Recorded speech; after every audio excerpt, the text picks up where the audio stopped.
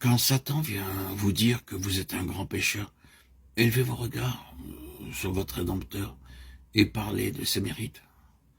Ce qui vous aidera sera de chercher sa lumière. Reconnaissez votre péché, mais dites à l'ennemi que Jésus-Christ est venu dans le monde pour sauver les pécheurs. 1 Timothée 1,15. Et que vous pouvez être sauvé par son amour infini. Jésus raconta à Simon l'histoire de deux débiteurs. L'un devait à son maître une petite somme et l'autre une somme très importante. Mais il remit à l'un et à l'autre leur dette. Puis Jésus demanda à Simon quel était celui des deux débiteurs qui aimerait le plus son maître. Simon répondit, celui, je pense, auquel il a le plus remis. Luc 7, 43. Nous avons été de grands pécheurs, mais Jésus-Christ est mort pour nous assurer le pardon. Les mérites de son sacrifice sont suffisants pour nous réconcilier avec le Père.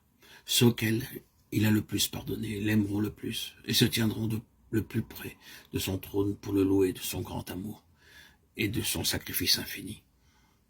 Ce n'est que par une connaissance plus approfondie de l'amour de Dieu que l'on se rend mieux compte de la malignité du péché.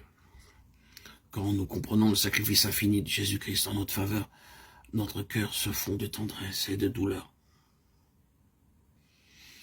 Poursuivons toujours la parole de Dieu, recherchons-la, examinons-la, étudions-la, avec prière, en communion avec le Saint-Esprit. La parole de Dieu nous présente dans la loi divine et dans la vie de Jésus les grands principes de la sanctification sans laquelle personne ne verra le Seigneur. Hébreux 12, 14. Elle nous convainc de péché et elle révèle clairement le chemin du salut. Prenons-y garde. C'est la voix de Dieu parlant à notre âme.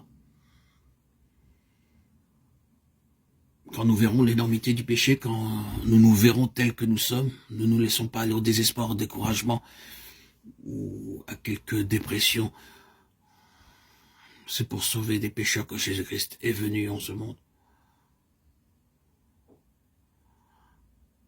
C'est Dieu qui réconcilie en Jésus-Christ le monde avec lui-même. 2 Corinthiens 5, 19. Il attire par son tendre amour les cœurs de ses enfants égarés. Il n'est pas de parent terrestre qui sache manifester envers les fautes et les erreurs de leurs enfants la patience que Dieu exerce envers ceux qu'il désire sauver. Nul ne pourra plaider avec plus de tendresse auprès du transgresseur. Jamais lèvres humaines n'ont adressé aux égarés des supplications plus aimantes. Toutes ces promesses, tous ces avertissements ne sont que les manifestations d'un amour indicible, d'un amour insondable, d'une miséricorde infinie, d'une bonté sans limite.